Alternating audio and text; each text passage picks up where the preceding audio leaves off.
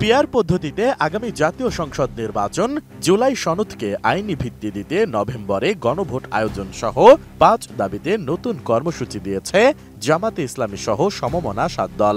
কিন্তু জামাতের এই সংখ্যানুপাতিক নির্বাচন নিয়ে আন্দোলনকে সুপরিকল্পিত রাজনৈতিক প্রতারণা হিসেবে মন্তব্য করেছেন জাতীয় নাগরিক পার্টির আহ্বায়ক নাহিদ ইসলাম। শুধু তাই নয়, নিজেদের স্বার্থ সিদ্ধির জন্য জামাত এই প্রতারণাকে সর্বোচ্চ ব্যবহার করেছে বলে মন্তব্য করেছেন তিনি।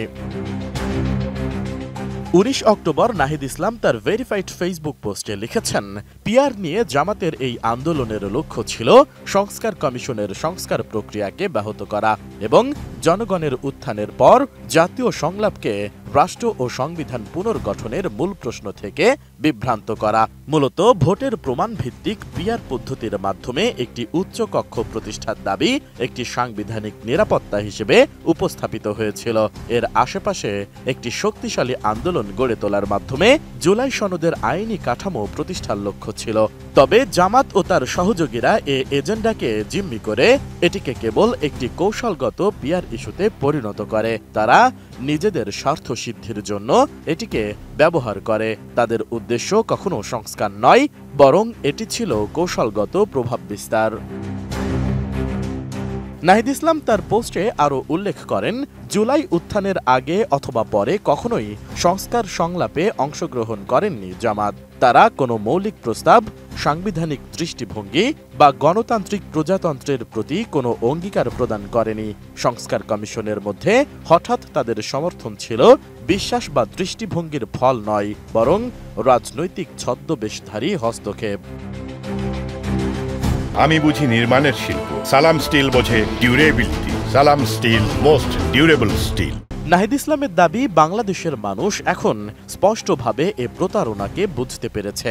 তারা সত্যের প্রতি জাগ্রত এবং আর কখনো ভ্রান্ত সংস্কারবাদী বা কৌশলগত রাজনৈতিক খেলোয়াড়দের দ্বারা প্রতারিত হবে না। সর্বশক্তিমান আল্লাহ ও এই দেশের সার্বভৌম জনগণ আর কখনো অসৎ সুযোগ সন্ধানী ও নৈতিকভাবে দেউলিয়া শক্তিগুলোকে তাদের ওপর শাসন করতে দেবেন না বলে মনে করেন নাহিদ ইসলাম।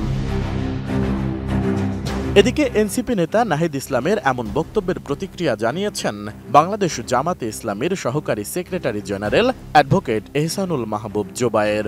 ১৯ অক্টোবর তিনি সাংবাদিকদের বলেন, দায়িত্বশীল জায়গা থেকে নাহিদ ইসলামের পিআর নিয়ে জামাতে ইসলামের আন্দোলন ইস্যুতে এ ধরনের বক্তব্য অপ্রত্যাশিত ও অগ্রহণযোগ্য, যা কোনোভাবে সমর্থন করে না বাংলাদেশ জামাতে ইসলামী।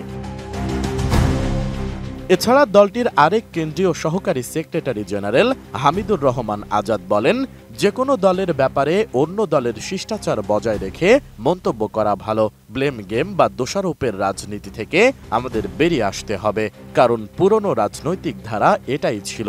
রাজনীতির সেই পুরনো ধারা থেকে বের হয়ে আমরা চেয়েছিলাম ব্লেম গেমের রাজনীতিকে বিদায় করতে। এসআই রাজ, এটিএন নিউজ।